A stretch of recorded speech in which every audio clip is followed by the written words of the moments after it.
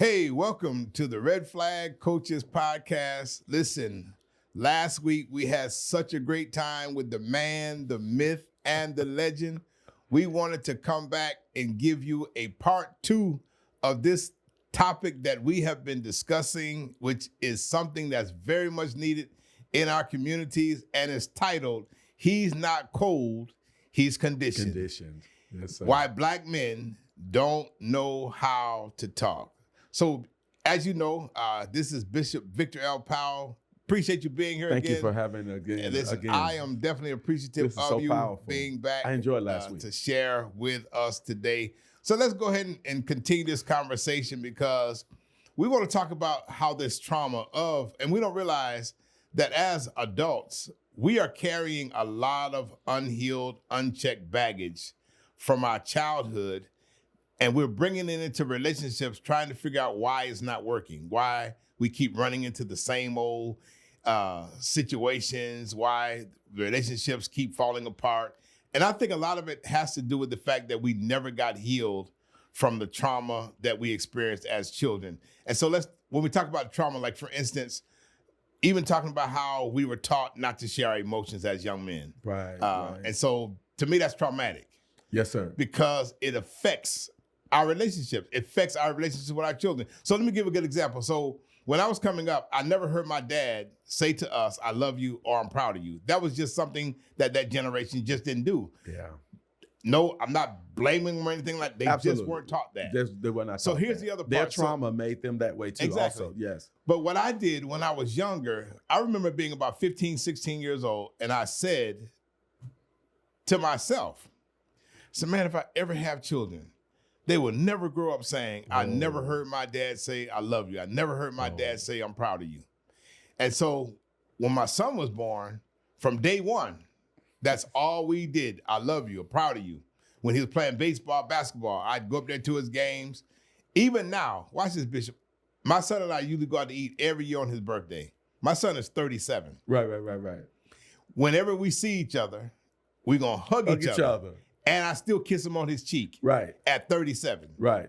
If I call him right now, get on the phone with him, before we get off the phone, he's going to beat me saying it or I'm going to beat him saying it. Yes, I sir. love you. I love you. Because I wanted to break that cycle of us not being able to express our emotions. So I see a lot of men who have a hard time even having conversations with their boys and their girls. What do we need to do to help break that cycle that's in our community as it relates to that? Exciting. This is such an exciting, revolutionary subject. When you start talking about your son, an image came up, Gabriel, and then my father came up. My father, I'll never forget. I'm in the shower. I'm 16, 17 years old. I fall in the shower and wounded my elbow. Got 4 or 5 stitches. There was something there that broke on my elbow. Okay. And then I thought about Gabriel. He's 16, 17, 18, and his first girlfriend had broke up with him. And he comes out to the deck at our home. I'm barbecuing or something on the deck. He comes out, I look up, he's crying. And he runs to me, what do I do? So I hug him. I said, it's gonna be okay. Okay. Right. Okay. One of the things, like my daddy gave me, was the permission to feel and cry. That's great. That's great. And embrace me while I was crying. That's great. I had to do the same thing for my son. Give him the permission. You talked about kissing him on the forehead, kiss him on the jaw, hug him. He had to see me crying from time to time. He had to see me, you think we're both men of faith. He had to see me worshiping. He had to see me praying. He had to see me vulnerable.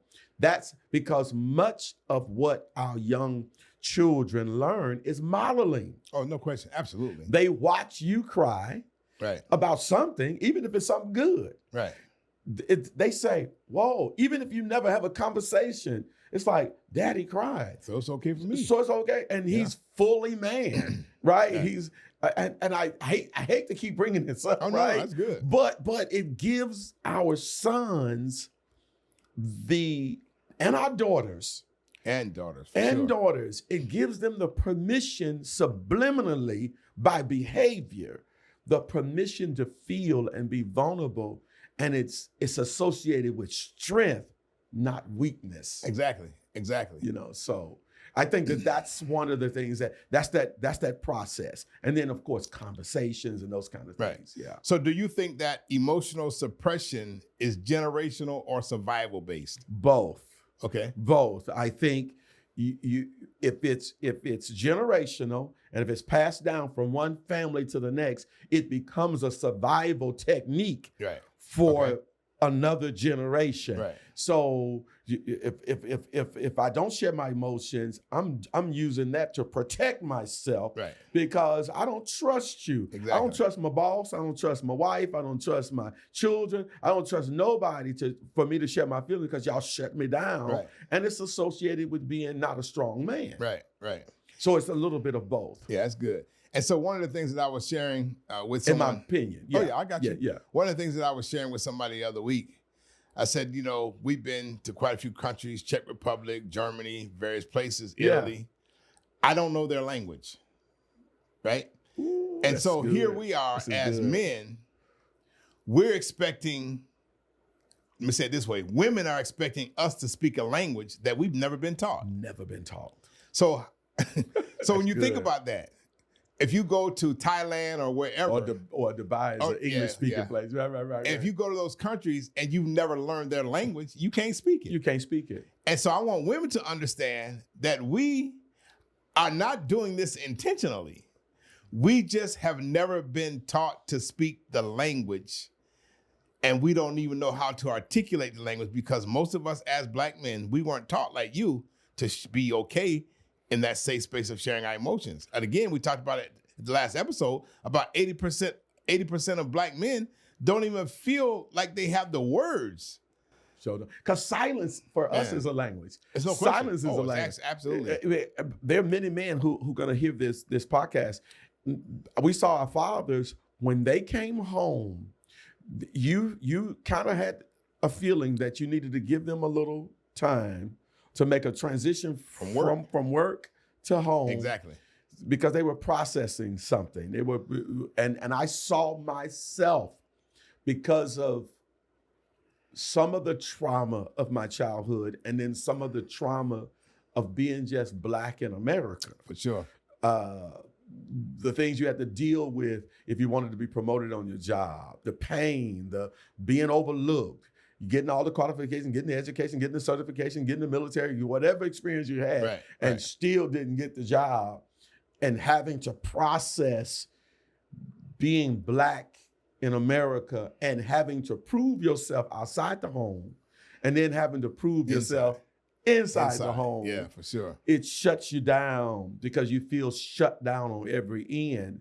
And then don't have a struggling family where you got two little babies, and you got bills and a lifestyle, but you don't have the income coming in. Right. All of that stuff shuts you down emotionally and mentally. Yeah, like you were saying earlier, there are so many other elements that we had to deal with as a people. Slavery, the generational trauma, survival mentality, all of these things played a major role in conditioning who we are. us. Yes. Exactly, and conditioning us today.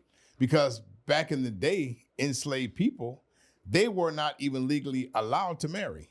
No, sir. And so when you keep thinking about it, so you had families who were separated, you had children taken, you had the spouses sold, you had these, and all these things led to generational detachment and mistrust amongst our people. And so we don't even take all of that into consideration as it relates to how we have been silenced, not just from our family, but just from, so when you think about it, enslaved men, they were sometimes forced to reproduce. Right? As a matter of fact, they started reducing intimacy to a biological function. Right. Not a bond of love or loyalty. So when you think about that, this created this disconnect between sex and commitment that some men still carry unconsciously today. That's it. So you're talking about emotional repression. Right. So during slavery, showing emotion or anger gets you killed. And I'm saying we don't really take all of this in And even right consideration. now, it can get you killed. God, yes. Because if a woman speak the right word, that's killing you. That's No question. It's killing you emotionally. So you're absolutely right. Still, showing emotion can really get you annihilated. Oh, no question. Mm-hmm. And so when you think about it, right? So what this has done, it has caused us to have generations of men who breed emotional silence. It's there. It's a mindset that says, don't feel, just survive. And what we don't really understand as well is how silence became mistaken for strength. Ooh. So I want to talk about now, how do we break this silence? What kind of tools do we need to start communicating effectively? I tell guys all the time. I had a guy who came and for a counseling session, and I was telling him, since you don't feel like you have the words to say to your granddad, write it out. So I told him, I said, I want you to write down everything that you remember that you had to experience that was traumatic for you. Man, about a week later, he called me and he was like, man, I really appreciate you telling me to write down my feelings. I said, because what you're doing, you're taking all of that toxicity that you've been holding on to and you're putting it in on writing. paper, Yes, but really good. what you're doing, you're getting it out of your system. Yes. I said, because if you don't, that toxicity is like cancer. It'll eat you up. So we've got to find a way to get our brothers to understand, hey, we got to do something to really start getting to the place where we know how to. And you're so right, because Adam, he looked at his wife, because talking is not the issue. Talking is very normal, and it's how God created us. Right. So if I don't talk, that means I've been damaged. I've got to know that talking and communicating, he looked at her and he said, oh, she's good. Right. He communicated.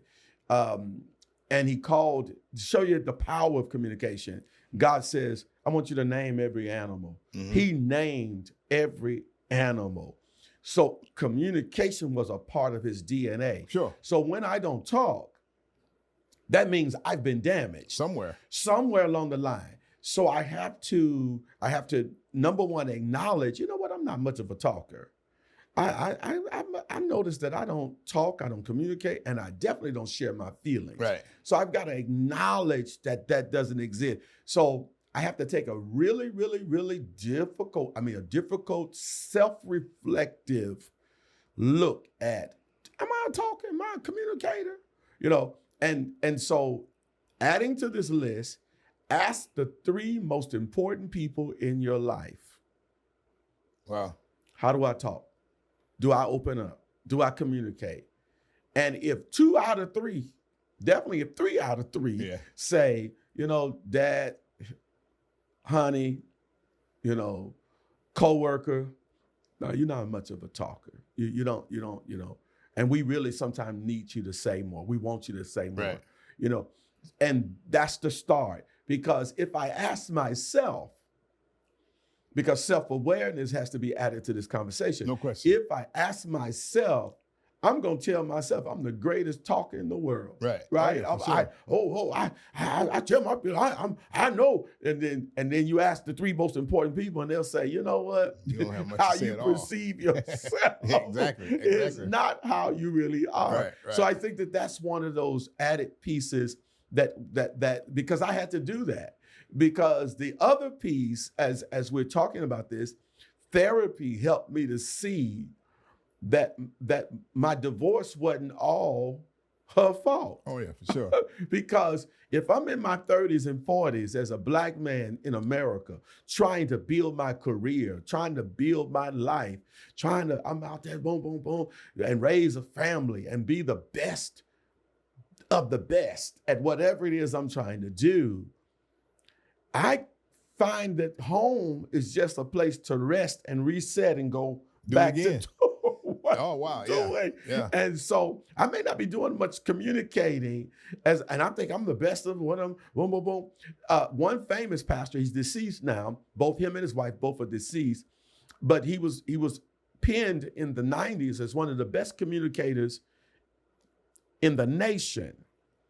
But his wife, upon their divorce, did a big article in the Atlanta Constitution saying the man y'all see on stage talking is not the man who comes home. Wow. He doesn't talk when he comes home. Wow. He was pinned as one of the best communicators of our generation. So I'm saying you need the three most important people to tell you that you need therapy, right, that you need to learn how to talk. You need to learn how to open up. And we need to create the environment that gives each other the permission to talk. Yeah. And I'm glad you said it, because therapy is one of the words that's been very, very taboo in our community. Yeah. And I'm seeing now, and I'm really appreciative of it, I'm seeing more Black men come to therapy, because I always say it like this: if we don't get healing for our hurts, all we will do is bleed on people that didn't cut us. Oh, that's good. And so say that one more time. Yeah, please. Say that one more time. It's one of those things where it's true though. If we don't get healing for our hurts, this goes for men and women. Right. All we're gonna do is bleed on people that didn't cut us. Folks who had no connection to nothing who to hurt do with us. it. And so I'm speaking from experience with that. Right. Here I am in my 40s, and I share this a lot. I'm in my 40s. My brother and I were on the phone talking about our childhood. So my dad, hard worker, most times he's home by 6 o'clock, 6:30. But when he came home at like 9:30, 10 o'clock, we say, okay, he must have got him a little side chick, right? Right. So he comes home 9:30, 10 o'clock. Mom says, where you been? Why you don't ask me where I've been? They get to fighting. Right. So we're having to break up fights. Wow. My brother who's next to me, my oldest brother, he be yelling, screaming, Lord, Anthony, they fighting, break them up. So we're having to break up fights at young, 8, 9, 10, 11-year-olds. My brother and I on the phone in our 40s, man, we talking about this. Man, it hit a trigger. We're crying like babies. Absolutely no lie, crying like babies. It's like, man, here I am in my 40s. I'm thinking that's gone. I'm still traumatized. Still traumatized. Right. And I gave this person the analogy. I said, if you take a beach ball to the beach and you hold it down up under the water, it'll stay down as long as your hand is on it. Right. I said, but the moment you take your hand out, it's coming back rising. To the surface. It's rising. And my trauma came to the surface while on the phone one night with my brother. So watch this. I had to call and apologize to my ex-wife and say, it wasn't you, it was me. I was carrying baggage that wasn't even mine. My God. So here's the moral of that. It was then that I recognized I need some therapy. I need some help. And there are so many men, so many women. And this is 40s, your 30s and 40s, you preaching. Right. You all that. You got all these careers, you're a businessman. All that.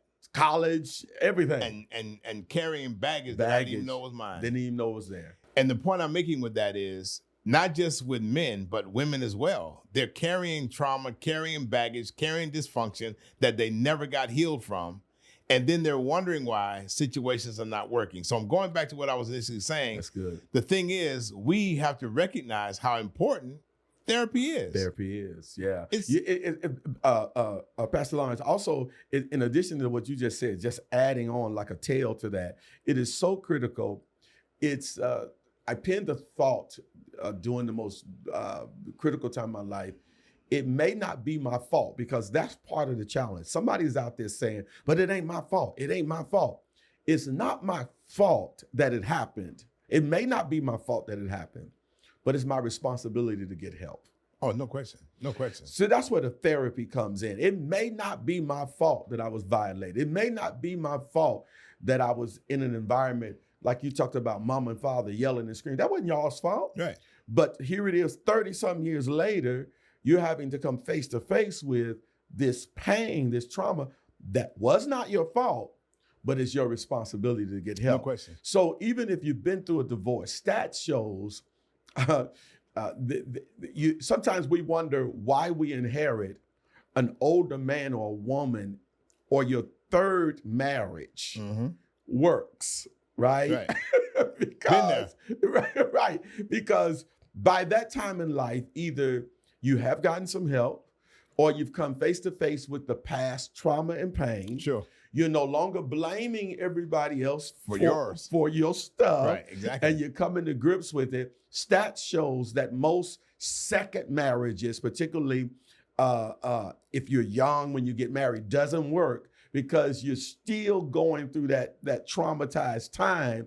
And then here it is, you're in your 40s, or you're in your 40s and your 50s, and you get married, and all of a sudden this person inherits a more balanced individual, Right. a more healthy individual. Right. It's because we really start to come to grips with getting help for our trauma and our pain, therapy. And the other thing, Pastor Lawrence, getting around people, stop running from people who talk a lot. Right. That's good. Get around people who kind of stimulate you to talk and to communicate. Right. Don't run away from them. Don't talk. Yeah, all they do is talk. I need to be around, particularly if I don't know how to. Exactly. I need to be around people who know how to talk and Yeah, exactly. who kind of encourage me and force me to, to communicate and talk. It helps. It definitely helps. I want to share two things because, again, we're talking about this whole piece about getting therapy. Right. My wife calls me the trauma translator. Right. The trauma translator. I love it. And I'm going to tell you why. She had a couple that she was, doing her sessions with. And I just happened to be at the office. And got called in. And it was a situation where husband, he was, trying to figure out why is it that sometimes his wife don't want to be bothered, don't want to be touched, all this kind of stuff. And so I'm sitting there listening for about not just a few minutes. And so I asked the wife, I said, can I ask you a very, very tough question? She said, sure. I said, have you ever been molested or violated? She started crying. This is my first time in the session with him. Because when he said, I can walk up to her and touch her and she'll push me away, I said, that's a sign of somebody who's been violated and it's a trigger for her. Right. And so she started crying in the moment. It's like, wow. And at that point, they had been married about 7 or 8 years. She never said that to him. Silence. And again, we're talking about this whole piece about communication. Yes. So it's not just black men can't talk. Sometimes women. Particularly if there's been a violation. Yes. That sex was associated with trauma with her. Exactly. Pain, hurt, not love. Exactly. Not intimacy. Exactly. And we see so many. We're not just talking on the top of our head here. We see No question, absolutely. hundreds. And you think in terms of 25, 30 years in ministry, 40-something years of ministry, how we've seen so many couples, because this is what leads to affairs, because he didn't tell you he was violated as a little boy. Right. So he doesn't associate intimacy with, or fun or love to intimacy. He associates that trigger, that pain. He's shamed to tell you No question. that he was violated. Right. Sometimes women are in the same situation. You wonder why she's cold, or you wonder why. Or if you find a woman or a man, I found study shows that if you were born into an alcoholic or drug addiction home where there was a lack of connection, codependency was the stronghold in the marriage or the family, and that husband or that father didn't spend time hugging, loving, Wow. kissing, showing affection to the daughter, right? We got to ask the question, what effect did that lack of love and intimacy have on her Right. or him when it comes to a spouse? So sometimes we think love is enough. We need to break this myth that love sometimes is not enough, particularly if we're not dealing with our trauma. No question. And that's the thing about this whole, and again, a lot of it is generational trauma. Oh God, A lot of it is generational trauma, because what happens is when you're dealing with generational trauma, what ends up happening is that if it doesn't get healed, what hurt us usually becomes normal for people. And what I mean by that is that many people grew up seeing unhealthy love, emotional neglect, domestic instability, domestic violence, and either recreate it or they avoid intimacy altogether. And we've got to find a way to deal with this in our community, because again, it's critical. And you say avoid intimacy. if one or the other, male or female, if your spouse has been traumatized, hurt, pain, etc., that intimacy is not necessary in their head, right? The partner perceives it as rejection. Exactly. Oh, no question. Absolutely. And so now the partner, because particularly silence, you're not telling them that you were violated. You're not telling them that you were raped. You're not telling. So those secrets in the relationship become the termite in the relationship. Absolutely. To destroy the relationship. You think either they cheating on you or they don't want you, right, or you're not attractive anymore. So now, because there's no talking about it, we're not going to counseling, and you say, hey, let's go get some therapy. I don't want to see no counselor. Right. So therefore, I'm interpreting your behavior as rejection of me as a man. Right. And if I'm 30 and 40 years old, and and I feel rejected as a man, right, that turns into affairs and relationships, needing love and needing affection, all those other things, all because, number one, we're not talking. We're silent. We're not communicating. We're not asking each other questions. We're afraid. We're fearful. All those other things, and it kills the relationship. Absolutely. So I want to ask a question as we just about wrap this one up. Our time is going so quick. What advice would you give to a brother who feels like he wants to talk but don't know where to start? What advice would you give to someone who wants to talk but doesn't really know where to start? If he's really, really serious about the journey of self-awareness, the journey of healing, the journey of communicating, number one, start with a trusted male, a trusted brother, friend, that, hey, I want to talk about some stuff that I've never talked to anybody about. Right. Two, a therapist. I encourage therapy. Up until 10 years ago, I had never gone to a therapist until 10 years ago. My first therapist unearthed some stuff that it kept me from blaming other people. So a therapy. Number three, connecting with a group of men that's what they do. And then number four, that woman, that wife that you're connected to, she may be your partner, she may be your girlfriend, she may be your wife. Ask her for the permission to open up without judgment. Right. Those are some of the just 3 or 4 places that I would start to say, I want to start this journey. And know that if you fail the first time, try it again. Try again. And then let's say you do run into somebody that shuts you down. Find somebody that you can trust until somebody gives you the permission to be a person and to open up and be vulnerable. That's phenomenal advice that we can close out with on this session today. This has been amazing. Thank you so much. I really appreciate you again coming in to share your brilliance as it relates to us helping our brothers to understand our sisters for that matter to understand really what we're dealing with as it relates to communication. We want to talk. Yeah, we want to talk now. We do. But we just have not been given the language.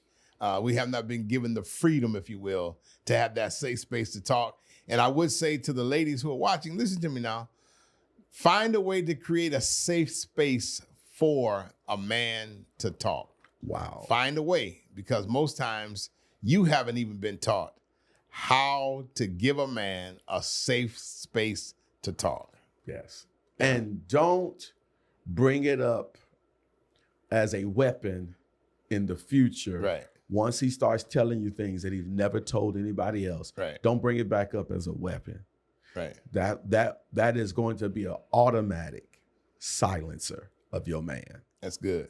So listen, people, we appreciate y'all coming on again. It's been great conversation today. Yes, sir. Thank you and for we having do not me. take it for granted that you have taken the time out of your busy schedule to come. I'll do this and again. to share I enjoy with it. the This has Red been Flag powerful. Podcast. We definitely appreciate you. Listen, tell them again how to contact you, how to get in touch, get your information, get your books and everything like that. You can go on Amazon.com. We have a bestseller out there dealing with how to deal with your trauma and your pain as a pastor and a leader. It's on Amazon.com and Kindle, and a bestseller. So many people have been purchasing this book.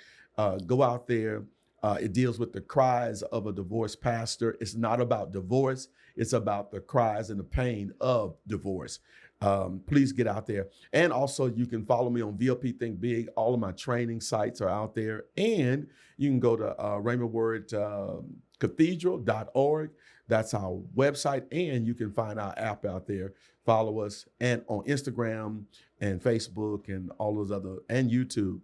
We're out there. Love to connect with you. Thank you so much for having me, Pastor. So I want to give this final challenge to our listeners, especially our brothers. I want our brothers to have one real emotional conversation this week.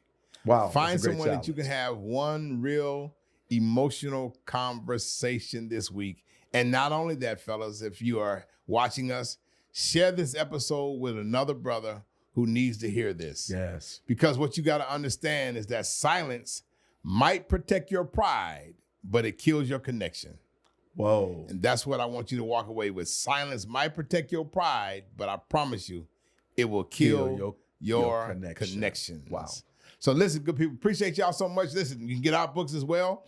Go to the website, theredflagcoach.com. I've got 3 books on there. One is called If It's Love, It Will Last. Another one's called He's Not Your Man, It's Just Your Turn.